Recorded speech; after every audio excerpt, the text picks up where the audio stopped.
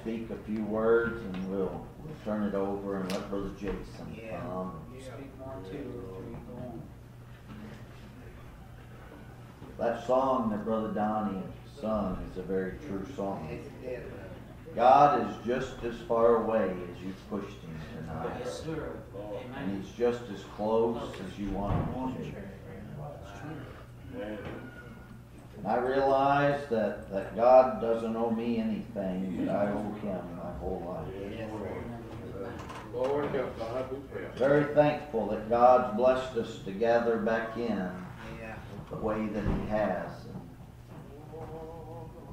I realize that God's mercies, that he's still on that throne, or we wouldn't be here. But I want you to understand that if the Lord was to come back tonight, I feel like there would be many, many people that would hit their knees and say, God, I was that close to doing what you wanted me to do. But I want you to know, if God is that far from your soul and death comes, Brother Darren, then he might as well have been a million miles away. I realize and I understand that God's the one that's got all power both in heaven and earth. When the Lord speaks, it's done. When he commands, it stands, and it's steadfast, and it's unmovable. When God begins to work, there's none that can hinder that, Brother Jason. But when God stays his hand, there's none that can work. I want to say to every person, I don't know your heart here tonight. I don't know your situation, but I know a man, Brother Cullen, that knows the hearts of every man and every woman. Listen, in this wide world over. Yeah, I know a man that knows what everybody stands in need of, and that is Jesus, Brother Andy. Listen, no matter what your situation, life is, Brother Josh, if you ain't got Jesus on your mind, then I'll be praying for you that God would humble your heart down, and that he would begin to visit you and not let you rest at all until you do that. Humble down and say, oh Lord, God of heaven, I can't go on like this. I know what it is to be down in that valley. I've been there. I've traveled that road, but I also know what the joys of serving the Lord go about, brother. It's been a good road, Brother Donnie, that we've been on, Brother Jason, but I've got good news for you. It's going to get better for the children of God. Oh, Lord, listen, I want you to understand that God come to an old prophet one time. He believed that God's willing to show you his glory. And listen, here in this world, Brother Cullen, maybe these eyes won't see it, maybe these ears won't hear it, brother. But I can read one time when God come to an old man by the name of Elijah, and he called him, listen, that old prophet, and he told him, listen, Israel is erred, they've turned away from me, brother, and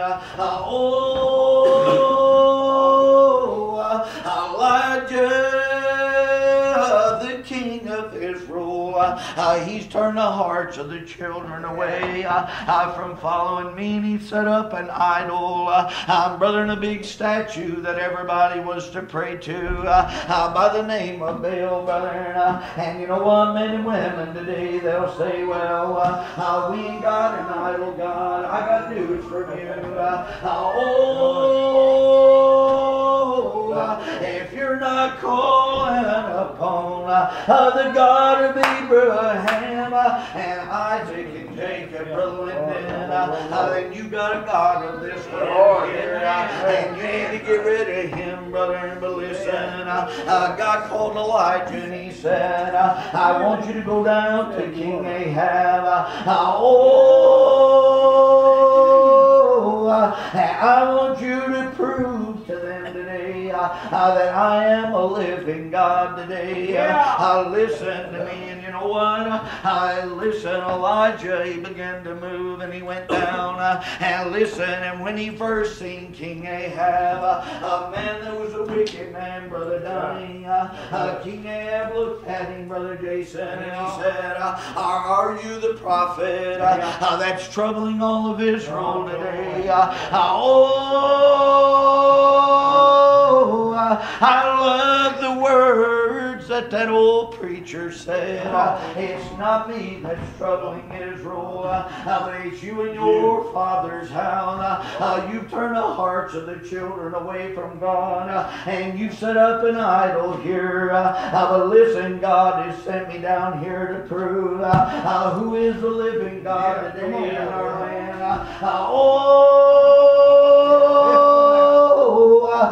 You know what? It would be good for this nation of ours to get a good shaking on and cause men and women to recognize that there is still a God in heaven today that still answers his children, brother. Listen, he'll send fire, brother. Yeah, he will. I felt it down inside. Yes, sir. Here. Yes, sir. King Ahab, the Lord has sent me here, and now we're going to put her to a test.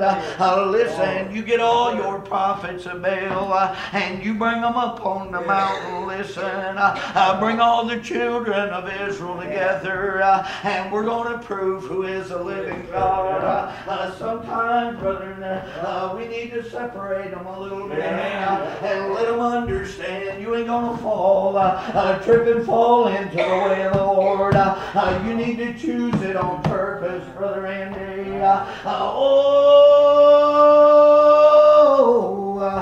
You gather everybody up to the mountain, and you bring a bull, listen, for your prophet, and I'm the only prophet here of the Lord, and you bring me a bull also. Listen, and we'll go there, and brother, and when they gathered up on the mountain, listen, all the prophets of Baal was there, and all the people gathered around, and I love what Elijah said to everybody. He looked at the congregation and he said, how long halt you between two opinions? If you're going to serve the Lord, then let's serve him, brother. Listen, he said, I'm going to give the prophets of Baal the first part of the day. You set you a little altar up here, and you set your wood upon the altar, and you dress your bull just the way you want it, and you lay it out on that little offering. But don't you put a light to that. Don't stick no fire to that. We'll let the God, the living God in Israel answer us.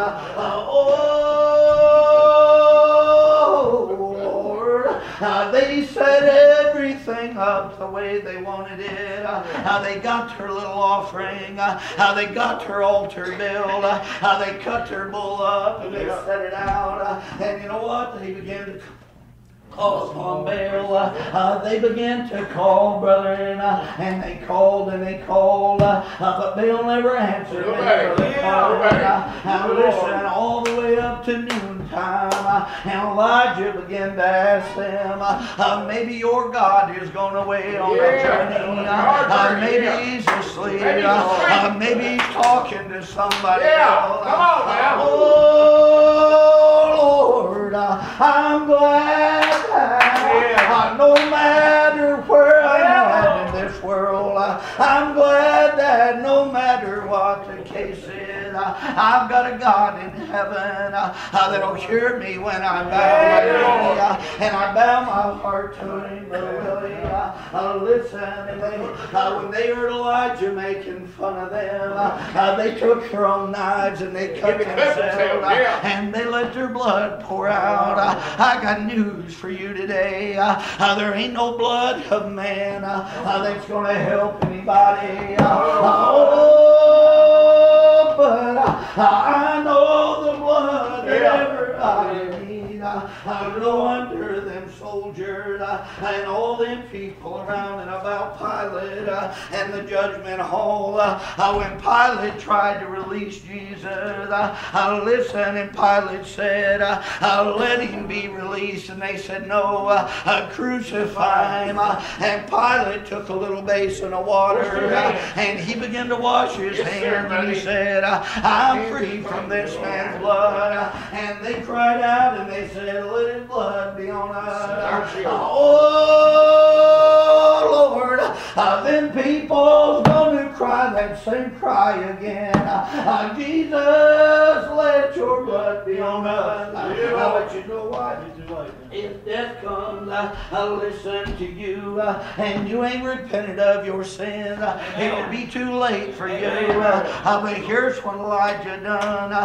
Listen, after they had begun to cut themselves, and he come down for the evening offering, Elijah got him 12 stones, and he piled them stones up, brother, and he built him a little altar there, and he took his wood and he laid it out, and he took his little bullock and he cut it up in pieces, and he laid it out, brother. But then Elijah done something else. He began to dig a little trench right around his offering, brother, and then he looked at all the people of Israel, and he said, now go get me 12 4 barrels of water. And they went and done that, and he dumped it right on the offering, and he said, go get 4 more, and then 4 more, Brother Donnie. There was no way that wood was going to burn. Oh Lord, and then I love what Elijah done. He got down on his knees and he started praying. God of Abraham, Isaac, and Jacob, let these people know that you're still alive and able to answer by fire. I got news for you today. God sent fire down and consumed that offering, brother, and licked up that water out of the tree. Oh Lord, I'm glad that I've got a God that still answers by fire. I can feel it right down inside. Listen to me. So no matter what happens in life, He's promised He'll walk me through it. He never promised us, Brother Ray, that we wouldn't have trouble here. He never promised us that we weren't going to, that we'd never sorrow. This world's full of sorrow, brother.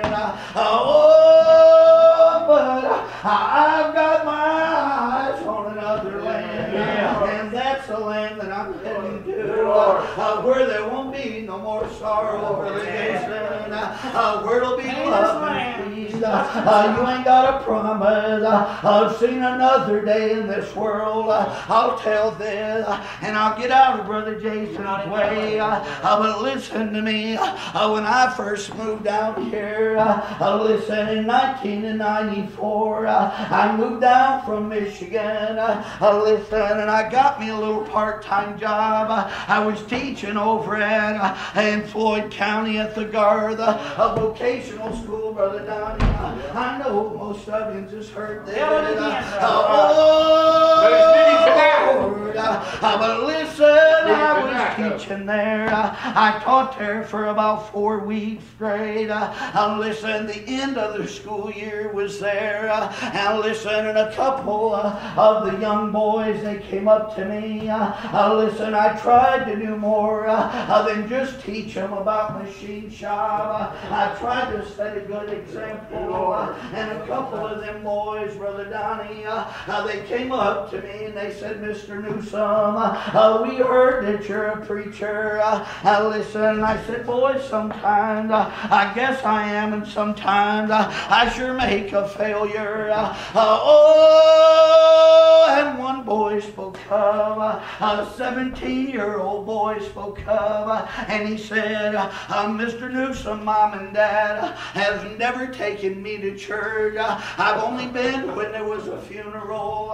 And he said, but we've been talking, Jason, and if you'd ever come over here, we know you live a good ways off, but if you'd ever come this way and preach, we want to come and hear you.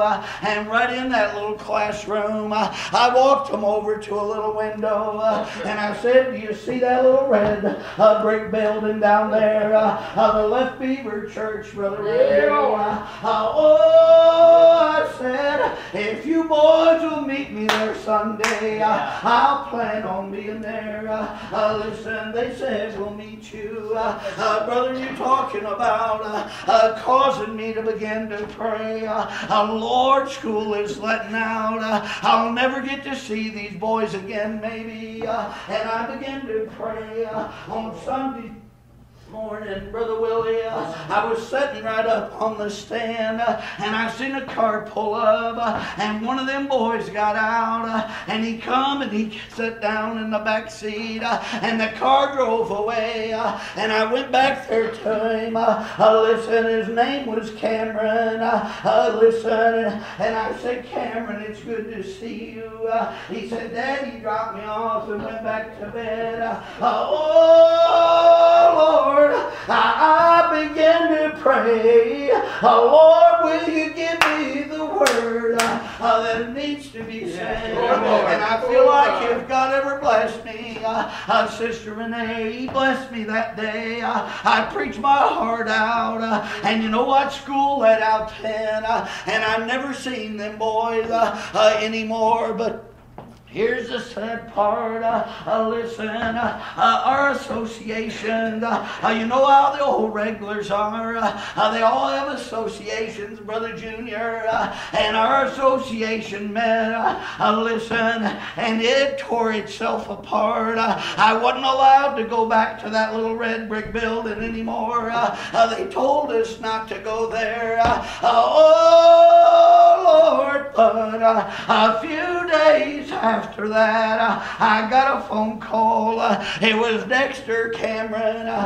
Cameron was calling me, Brother Willie, and he said, Mr. Newsom, do you know who this is?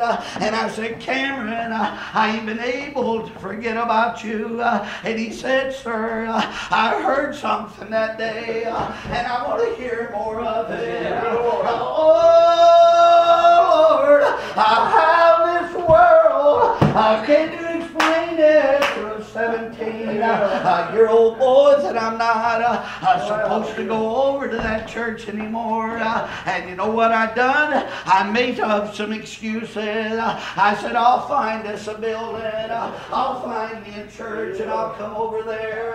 But you know what? I never got to go because a few days after that, I got in my car and I turned on the radio, and they come on with the obituary report, and that boy's name was read off. Oh, Lord, I began to cry, and I promised my Lord I'll never listen to vanity.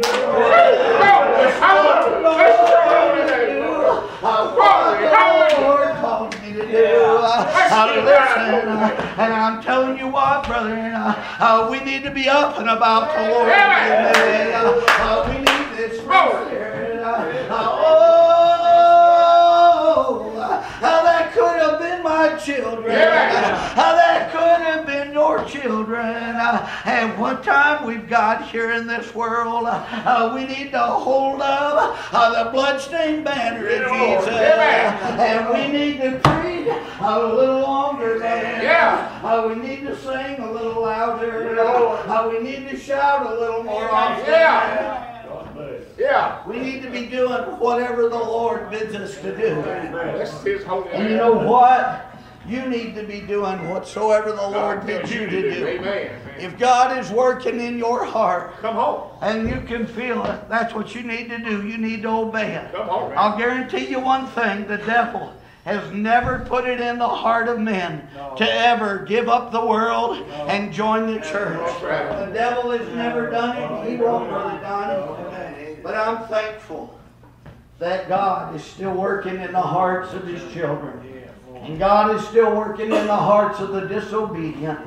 That if you'll become obedient, I promise you, if you'll jump, the Lord will catch you. That's just how simple that I believe that it is. If you'll jump with a sincere heart, trusting in Him, He'll catch you. I'm going to give way.